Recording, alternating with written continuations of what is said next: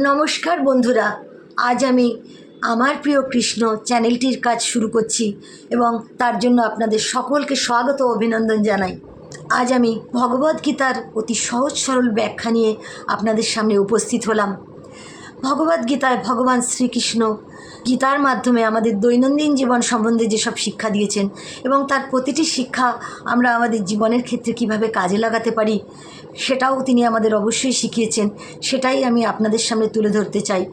বন্ধুগণ, তার জন্য আপনাদের সহযোগিতা একান্তই কাম্য।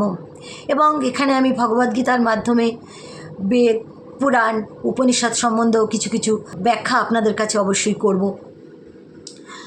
ভক্তির মাধ্যমে ভক্তের সঙ্গে ভগবানের একটি প্রত্যক্ষ সম্পর্ক গড়ে ওঠে এবং কোনো ভক্ত যখন সত্যিকারের ভগবত ভক্তে পরিণত হয় তখন ভগবানের সঙ্গে তার একটি নিবিড় সম্পর্ক গড়ে ওঠে। চলুন বন্ধুরা, পরমেশ্বর ভগবান শ্রীকৃষ্ণকে অনন্ত কোটি ধন্যবাদ জানিয়ে এবং অনন্ত কোটি প্রণাম জানিয়ে আমরা আলোর পথের দিকে এগিয়ে যাই। প্রথমেই আমাদের জানা উচিত ভগবানের প্রতি আমাদের ভাব কীরকম হওয়া উচিত। তার প্রতিটি আদেশ এবং উপদেশ আমাদের জীবনের ক্ষেত্রে কিভাবে কাজে লাগাতে পারি সেটা আমাদের জানা উচিত।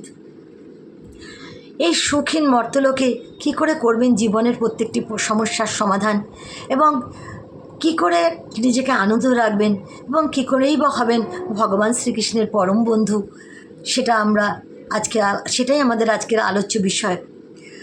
প্রথমেই বলি, ভগবান শ্রীকৃষ্ণ কোনো সাম্প্রদায়িক ব্যক্তিবিশেষের নাম নয়।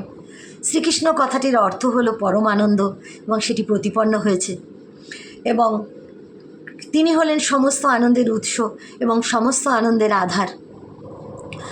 আমরা সকলেই হচ্ছি আনন্দের অভিলাষী।